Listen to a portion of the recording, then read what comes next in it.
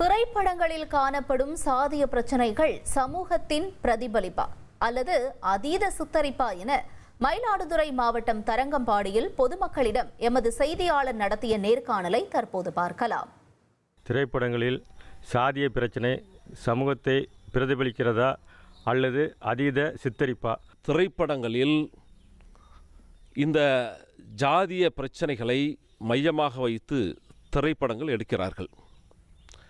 இது சமூகத்தில் ஒரு பெரிய தாக்கத்தை ஏற்படுத்தும். திரைப்படங்களில் ஜாதிய பிரச்சனைகளை சமூகத்தை பிரதிபலிப்பதும் உண்டு.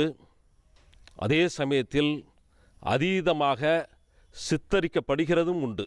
தற்காலத்தில் எடுக்கக்கூடிய திரைப்படங்கள் என்பது சாதிய வன்மத்தையும் வன்முறையும் தூண்டுவதாக அமைகிறது. இது உண்மையாக கண்டிக்கத்தக்கது.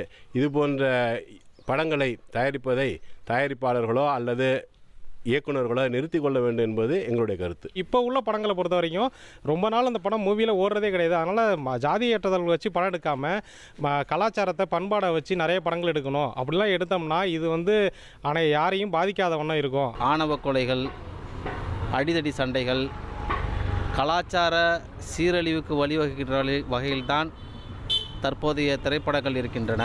சுயமரியாதை இயக்கங்கள் ஒளிபெற்ற பிறகு குளத்தில் செய்து வந்த மக்கள் உயர் பதவிகளை அடைந்து கல்வியில் மேம்பட்டு வந்ததினால இந்த சாதிய கட்டுப்பாடுகள் உடைக்கப்பட்டு விட்டது. தற்கால சூழ்நிலையில் ஜாதிய உண்மத்தை தூண்டக்கூடிய திரைப்படங்களை எடுக்காமல் இருப்பது தமிழ் சமுதாயத்திற்கு நன்மை பயக்கும்.